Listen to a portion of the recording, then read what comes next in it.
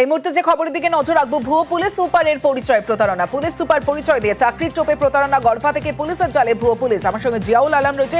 জিয়াউল, কিভাবে এই প্রতারণা চলতো এবং কিভাবে গ্রেফতার করা হলো এই ভুয়ো পুলিশকে? দেখো, পুলিশ সুপারের পরিচয় দিয়ে বিভিন্ন লোককে চাকরি দেওয়া এবং তাদের কাছ থেকে মোটা অঙ্কের তোলাবাজি, এবং তিনি সবসময় রণজয় চ্যাটার্জি তিনি সবসময় নীলবাতি গাড়ি নিয়ে বিভিন্ন থানা এলাকায় যেতেন এবং সেখানেই পুলিশ পরিচয় দিয়ে বিভিন্ন চাকরি দেওয়ার নাম করে সেখান থেকে মোটা অঙ্কের টাকা তিনি তুলতেন।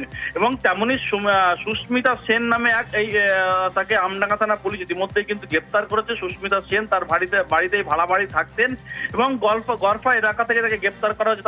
তার কাছে উদ্ধার করা হচ্ছে প্রায় 5 লক্ষ টাকা, বাজেয়াপ্ত করা হচ্ছে একটি ল্যাপটপ, 3টি মোবাইল ফোন এবং ভুয়ো আধার কার্ড, সিম কার্ড সহ একাধিক পরিচয়পত্র তার কাছে উদ্ধার করা হয়েছে।